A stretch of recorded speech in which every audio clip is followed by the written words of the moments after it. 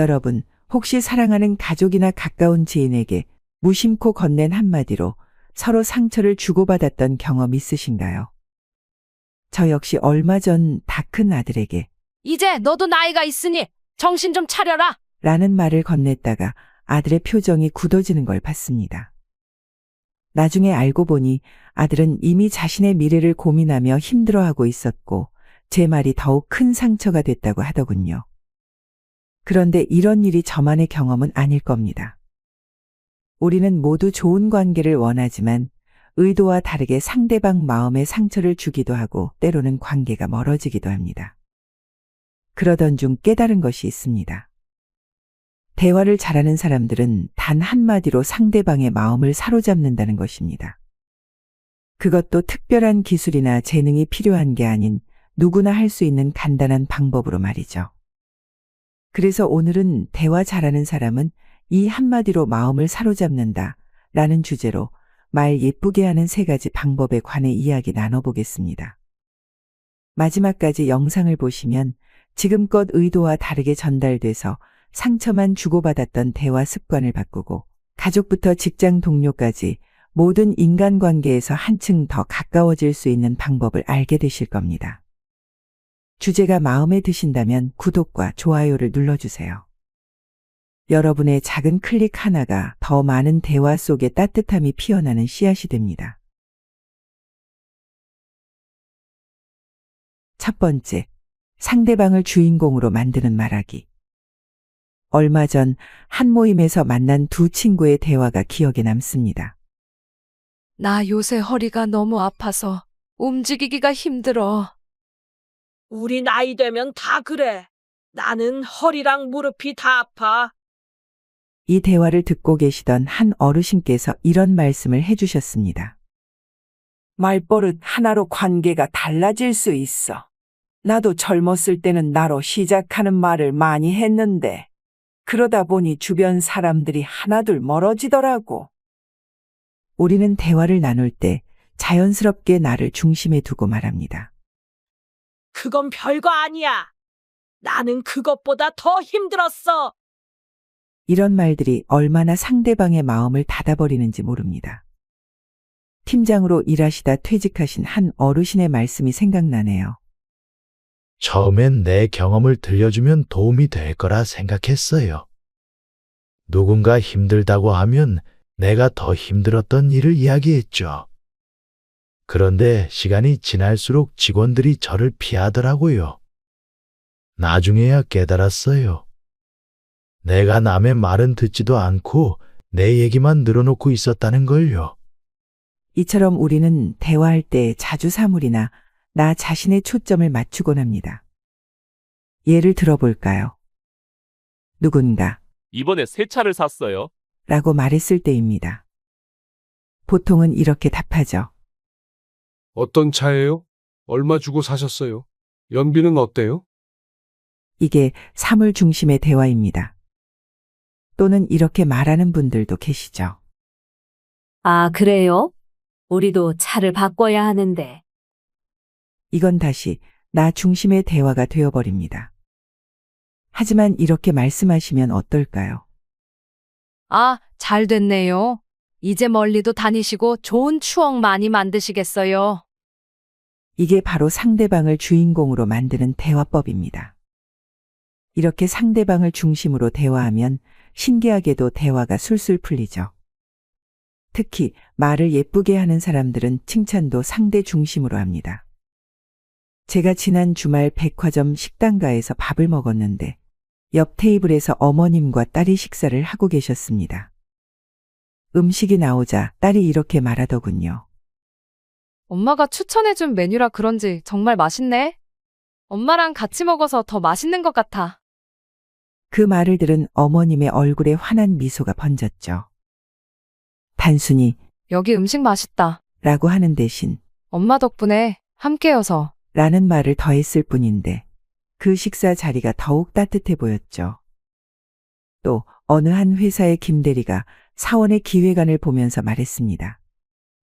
적은 예산으로 퀄리티 있는 기획안이 나왔네요. 칭찬처럼 들리지만 사원의 표정은 그저 그랬습니다. 반면 옆에 있던 최 대리는 이렇게 말했죠. 적은 예산에도 불구하고 이렇게 좋은 결과물을 만들어내셨군요. 정말 고생 많으셨어요. 그러자 사원의 표정이 확 밝아졌습니다. 같은 상황, 같은 의도였지만 말하는 방식에 따라 받아들이는 마음이 완전히 달라진 겁니다. 왜 그런 걸까요? 바로 말의 중심이 달랐기 때문입니다. 이렇게 말을 예쁘게 하는 사람들은 말의 중심이 결과가 아닌 사람입니다. 작은 차이지만 이런 말은 상대를 생각하고 존중하고 있다고 느끼게 하기 때문입니다. 두 번째, 긍정으로 마무리 짓는 말하기. 얼마 전 한 아버님의 이야기가 마음에 와닿았습니다. 퇴직하고 집에만 있으니까 우울하더라고요. 그러다 우연히 식당에서 옛날 직장 동료를 만났는데 제가 한숨 쉬며 매일 정해진 일정 없이 살다 보니 요즘 더 힘들어요. 라고 그랬더니 그분이 이렇게 말씀하시더라고요. 그래도 이제 자유롭잖아요. 하고 싶은 거 할 수 있고, 여유롭게 살 수 있고, 아침마다 눈치 볼 필요 없이 느긋하게 일어날 수 있다는 것만 해도 얼마나 행복해요. 그 말을 듣는 순간 제 마음도 달라지더라고요. 같은 상황인데 보는 관점에 따라 이렇게 다를 수 있구나 싶었죠. 우리는 살면서 수많은 힘든 순간을 마주합니다. 일이 잘 안 풀릴 때도 있고, 관계가 어그러질 때도 있고, 예상치 못한 실패를 겪을 때도 있죠. 그런데 말 예쁘게 하는 사람들은 이런 순간에도 항상 긍정적인 말로 마무리를 짓습니다. 정말 힘들다. 에서 그치는 것이 아닌 힘들지만 이런 경험도 나중엔 도움이 되겠지? 다 실패했어. 대신 이번엔 안 됐지만 다음엔 꼭 성공할 거야. 너무 지쳤어? 대신 지금은 지쳤지만 이렇게 쉬고 나면 다시 힘을 낼 수 있을 거야. 라고 말입니다. 며칠 전 동네 도서관에서 수험생 딸과 어머니가 이야기를 나누고 계셨어요. 딸이 엄마, 나 시험 망친 것 같아. 하고 울먹이자 어머니가 이렇게 대답하시더군요. 이번에 결과가 안 좋더라도 너가 이만큼 노력했다는 게 중요해. 실패가 있어야 성공도 더 값지잖아. 이번 경험으로 다음엔 더 잘할 수 있을 거야. 그러자 딸의 표정이 조금씩 밝아지는 게 보였죠.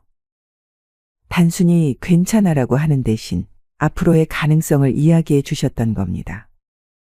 힘든 상황에서도 긍정적인 말로 마무리하면 그 상황을 바라보는 시선 자체가 달라집니다. 실패가 있어도 그 안에서 배움을 찾고 힘든 일도 미래의 성장 기회로 바라볼 수 있게 되죠. 특히 우리 나이가 되면 젊은 사람들에게 긍정의 말 한마디가 얼마나 큰 힘이 되는지 알 수 있습니다. 힘들지? 그래도 너는 잘하고 있어. 지금은 안 될 수 있어. 하지만 포기하지 마. 실수해도 괜찮아. 그만큼 더 배우는 거니까.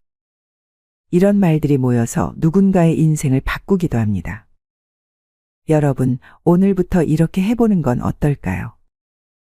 힘든 일이 있을 때마다 그 뒤에 그래도, 하지만, 할 거야 같은 희망의 말을 하나씩 덧붙여 보는 거예요.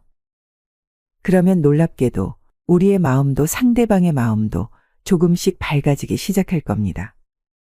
말이란 것은 단순한 소리가 아니라 우리의 마음을 움직이는 힘이 있기 때문입니다. 세 번째, 감사하다고 말하기. 얼마 전 40년 해로하신 어르신 부부를 만났습니다. 남편 되시는 분이 매일 아침 아내에게 오늘도 아침 챙겨줘서 고마워요. 라고 하신다고 합니다. 처음엔 쑥스러워서 잘 안 나오더라고. 당연한 일인데 뭘 이런 말을 하나 싶기도 했고, 그런데 고맙다는 말을 할 때마다 아내의 표정이 밝아지는 게 보이더라고. 이제는 습관이 됐어. 매일 고마운 마음을 전하다 보니 우리 부부 사이가 전보다 더 좋아진 것 같아. 여러분, 우리는 살면서 얼마나 많은 도움을 받고 있을까요?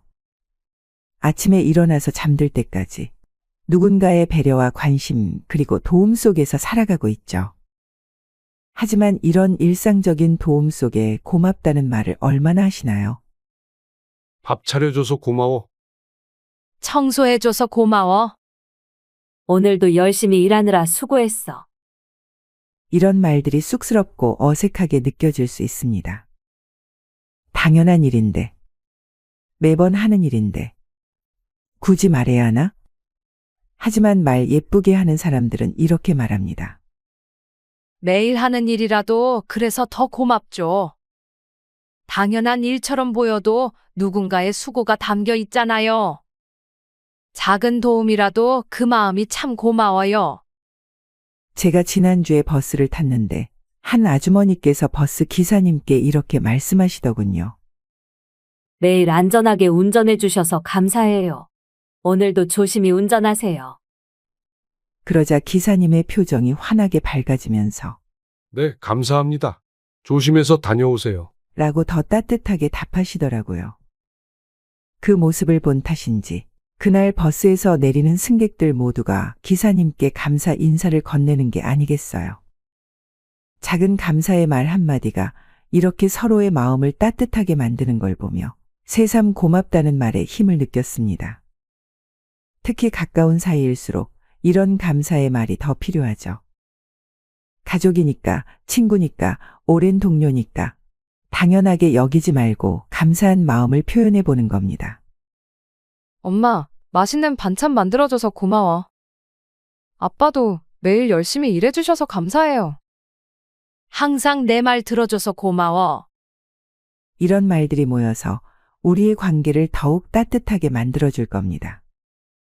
왜냐하면 감사의 말에는 당신의 수고와 노력을 알아요라는 깊은 이해와 존중이 담겨 있기 때문이죠. 여러분, 오늘부터 이렇게 해보면 어떨까요? 하루에 3번 누군가에게 진심으로 고맙다고 말해보는 겁니다. 처음엔 어색할 수 있지만 그 말을 들은 상대방의 미소를 보면 자연스럽게 습관이 될지도 모릅니다. 감사함을 표현할 때마다 우리의 마음도 상대방의 마음도 더욱 따뜻해질 겁니다. 그런데 이렇게 실천하자고 말씀드리면 혹시 이런 생각이 드실지도 모르겠습니다. 근데 이게 말처럼 쉬운 일인가요? 나도 모르게 튀어나온 말들 때문에 그동안 남편이나 아이들과 몇 번이나 틀어진 적이 있는데 이게 지금 와서 고치는 게 가능할까요? 하고 말이죠. 맞아요. 오랜 습관이라는 게 하루아침에 바뀌진 않습니다. 저도 한동안 말투가 참 거칠어서 집안에서 다툼이 많았습니다. 남편이나 아이들과 말다툼이 벌어지면 나는 맞는 말을 했는데도 불구하고 저쪽에서는 왜 그렇게 예민하게 말해? 라고 하더라고요. 처음에는 억울했지만 뒤돌아보니 제 말투가 굉장히 날카로웠던 겁니다. 같은 말이라도 왜 이걸 몰라? 라고 말하느냐, 이게 잘 안 돼서 불편했지. 내가 좀 도와줄게. 라고 말하느냐에 따라 느낌이 천양지차입니다. 그 후로는 사소한 것이라도 배려 한 스푼, 따뜻함 한 스푼을 더 넣어서 말하기 위해 노력했습니다. 그랬더니 웬걸 가족들이 하나둘씩 제게 마음을 활짝 열더라고요. 말 한마디 바뀌었을 뿐인데 이렇게 달라지네? 하면서 저 자신도 놀랐습니다. 말이란 건 단지 정보를 주고받는 도구가 아니라 우리 마음을 전하는 매개체입니다. 우리는 60대가 넘어가면서 오히려 더 넓은 마음으로 더 여유로운 시선으로 남을 품어줄 수 있게 되었습니다. 그래서 지금이야말로 새로운 도전을 해볼 좋은 타이밍이 아닐까요? 물론 70 이상이셔도 우리 인생이 언제 끝날지는 아무도 모릅니다. 80, 90세까지 사시는 분들이 요즘 얼마나 많으신가요? 그 남은 수십 년 동안 자꾸 사람들과 갈등을 만들며 삐걱삐걱 살기보다는 말 한마디라도 예쁘게 건네며 따뜻한 인간관계를 맺으며 살면 얼마나 좋겠습니까?